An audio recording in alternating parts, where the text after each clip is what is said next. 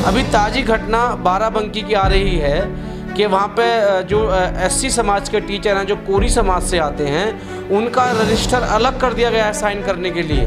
उनकी चुटिया काट दी गई है, उनके साथ इतना दुर्व्यवहार किया जा रहा है, जुल्म जाति की जा रही है, उनको प्रताड़ित किया जा रहा है कि तुम एससी कम्युनिटी से हो।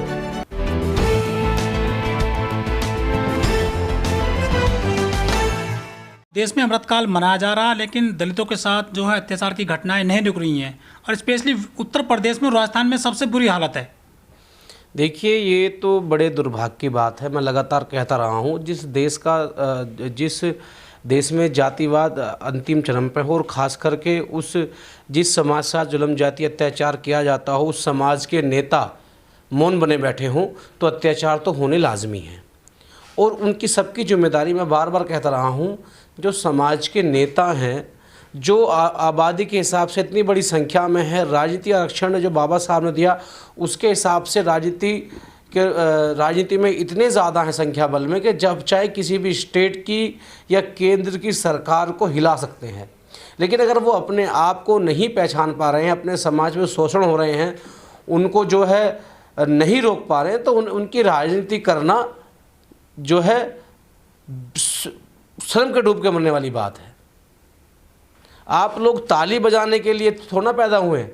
आपने बाबा साहब के संविधान द्वारा जो आरक्षण लिया है, वो आपने सिर्फ अपने पेट भरने के लिए, घर में एसी गाड़ी के लिए थोड़ा ना लिया है, या बाबा साहब ने तुम्हें इसलिए थोड़ा दिया है। बाबा साहब ने इसलिए दिया है, जो बाबा साहब ने तुम्हें कलम दी है कि जिससे कि तुम संविधान द्वारा उन कुर्सियों पर बैठ करके अपने हज़ारों लाखों लोगों भाइयों की मदद करो, जो शोषित हैं, पीड़ित हैं, वंचित हैं, जो आज भी अपने जो है मौलिक अधिकारों को नहीं पा रहे हैं। तो ये, और इस देश के प्रधानमंत्री को ये सोचना चाहिए कि जब आप एक जिम्मेदाराना कुर्सी पे बैठे हुए हैं, उस कुर्सी पे बैठे हुए हैं जो 150 करोड़ की आवाम का नेतृत्व करती है, आप कहते हैं कि मेरे दलित भाइयों को मत मारो, उनके साथ जुल्म जाति अत्याचार मत करो, और फिर उस बात को कहने के बाद अत्याचार नहीं रुकते हैं और बढ़ते हैं, तो ये चिंता का विषय है कि सिर्फ भाषण भर के रह गए क्या?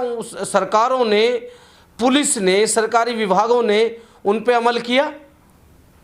अभी ताज़ी घटना बाराबंकी की आ रही है कि वहाँ पे जो एससी समाज के टीचर हैं, जो कोरी समाज से आते हैं, उनका रजिस्टर अलग कर दिया गया है साइन करने के लिए।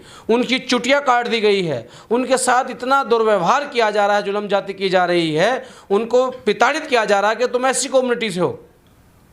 और तब इस देश के पूर्व राष्ट्रपति वो एससी समाज से कोरी थे। वर्तमान की जो हमारी द्रौपदी मुर्मू हैं राष्ट्रपति, वो जो है आदिवासी समाज से हैं। यानी कि इतने मुख्य पद पे होने के बावजूद भी अगर एससी समाज का शोषण बंद नहीं हो रहा है, तो इन कुर्सियों पे आपका बैठना उचित नहीं है। ये बाबा साहब और संविधान को धोखा है। भले आपको संवैधानिक प्रक्रिया से कोई भी पार्टी चुनकर लाती है, लेकिन जब आप संवैधानिक कुर्सी पर होते हैं, तो फिर आपकी जिम्मेदारी बनती है कि आप उस समाज का नेतृत्व कर रहे हैं। इसलिए आपको बैठाया जा रहा है क्योंकि आपका समाज है वो संख्या बल है, आबादी के हिसाब से, राजनीति के हिसाब से, वोट के हिसाब से, और फिर भी आप उनकी मदद नहीं कर रहे हैं। तो इसका मतलब ये है कि आप सिर्फ चंद लोगों की हाथ की कठपुतली बन के रह गए हैं। समाज मर रहा है, उत्पीड़न हो रहा है, होने दिया जाए।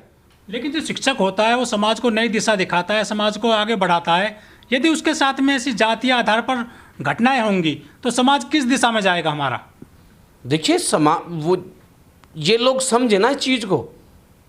जो बाबा साहब के साथ किया गया वही आज हर देश के उस वर्ग के साथ किया जा रहा है जो बहुत बड़ी आबादी में है। कि कौन शिक्षक मान रहा है? मैंने पढ़ी है वो खबर कि अगर वो व्यक्ति अपने कपड़े, सही कपड़े पहनकर आ जाता है, तो उस पर जो है गलत कमेंट किए जाते हैं। और वो संस्कृति का टीचर है, देश का कल्चर क्या है, संस्कृति क्या है, उसका टीचर है। तो ये बड़े दुर्भाग्यपूर्ण बात है और ये बिल्कुल बर्दाश्त के बाहर है। और मैं कहूँगा कि युवा शक्ति दल की टीम जल्दी उनसे संपर्क करेगी, जो जिला बाराबंकी के जिला अध्यक्ष हैं।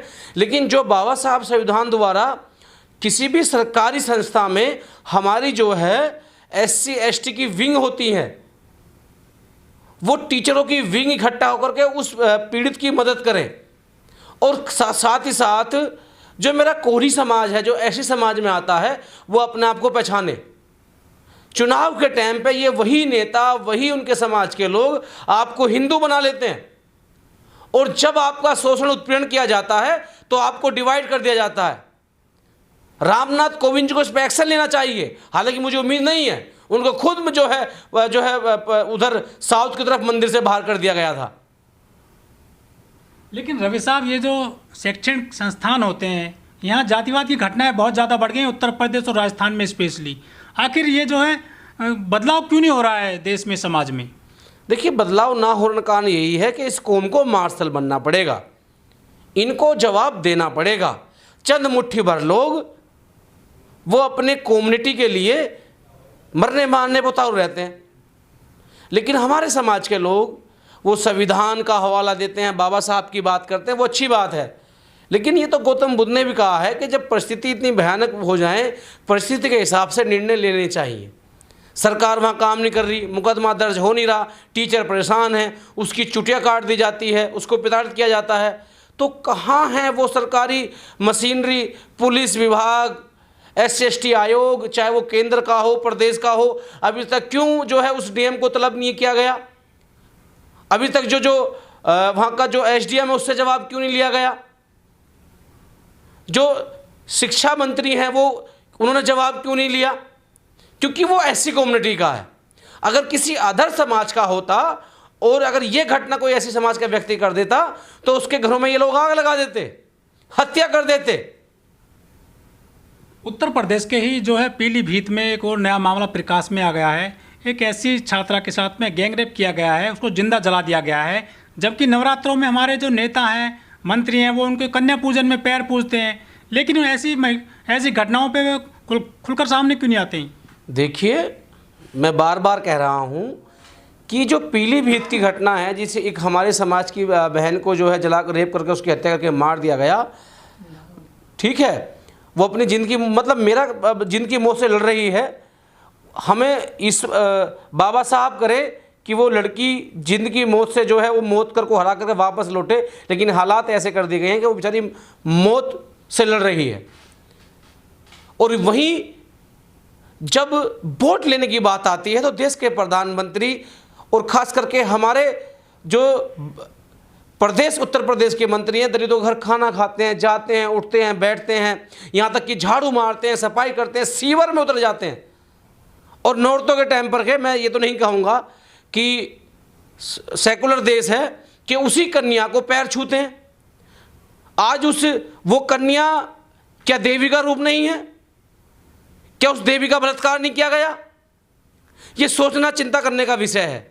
या देवी भी बांट दी गई हैं कि अगर वो ऐसी कम्युनिटी की है तो वो देवी नहीं है? अरे डूब मरो, सोचो, मंथन करो कि आखिर ये हो क्या रहा है देश में। और खास करके मैं बार बार कह रहा हूं उन समाज के नेताओं से कि तुम्हारा जमीर कब जागेगा? जब तुम्हारी बहन बेटियों के रेप बलात्कार होंगे और तुम्हारी जब सुनवाई नहीं होगी, तुम्हें जब पता लगेगा। इस देश में मैं कितने ऐसे IAS PCS बता सकता हूं जिनके साथ शोषण हुआ, अत्याचार हुआ, और जब जाकर के वो समाज के बीच में आए और समाज ने उनकी मदद करी। तो अब तुम्हारी भी जरूरत है कि इससे पहले कोई और शिकार ना हो, तो जो हमारे समाज के व्यक्ति हैं, जो संविधान द्वारा IAS PCS बनते हैं, ये विधायक बनते हैं, वो SC ST की जो कम से कम आवाज़ तो उठाएं। या सिर्फ चुनाव के टाइम पर आप आवाज़ उठाओगे? पीलीभीत से वरुण गांधी सांसद हैं, बहुत राष्ट्रवाद की बात करते हैं। अभी एक वीडियो वायरल हुआ था, एक अपने कार्यकर्ता, कोई प्रधान है उनका, वो उसको लेकर के स्पेक्टर धमका रहे थे। क्या उस दलित बेटी का दर्द नहीं दिखाई दिया जिसको रेप करके जिंदा जला दिया? वो अस्पताल में एडमिट है, उसके लिए एक भी ट्वीट नहीं करा? क्या कप्तान से बात नहीं करी? आप जनप्रतिनिधि हैं, आप जीत कर गए हैं, आपकी जो लोकसभा है उसके जितने भी बाशिंदा हैं, जो लोग हैं, वो आपके वोटर हैं, लेकिन ये लोग नहीं सुनेंगे। और इससे शर्म की बात देखिए, मैंने पहले भी कहा है कि केंद्र का SC आयोग AC में बैठ करके बड़ी गाड़ियों में घूमता है और जब हाई कमान उनका इशारा करती है, जब जाने का प्रयास करता नहीं, जाता नहीं है। अरे क्यों खा रहे हो चापलूसी की? संघर्ष करो, अपने कौम को बचाओ, उन पे जुल्म जाती रोको ना। तो ये वो लोग हैं, ये वो भेड़िए हैं, जिस दिन ये समाज खत्म हो गया तो तुम्हारी बूझ खत्म हो जाएगी। तो मेरी तो आप सबसे अपील है, जो भी बेचारे समाज के लिए आवाज़ उठाते हैं, आंदोलन करते हैं, कि आप सभी लोग इकट्ठा होकर के हर पीड़ित की आवाज़ बने, जो आपके आसपास आपके क्षेत्र में हैं। हमें उम्मीद नहीं है नेताओं से, चाहे वो हमारे समाज के नेता हो या जो हमारी वोट लेने का प्रयास करते हैं। अब हमें खुद लड़ना होगा, कलम भी उठानी पड़ेगी और जरूरत पड़े तो गन भी उठानी पड़ेगी, और स्वयं अपने बहन बेटों की रक्षा करनी होगी। इस वीडियो में कही गई सभी बातें वक्ता की अपनी राय है, जिसकी पुष्टि हम या हमारा चैनल नेशन टाइम नहीं करता।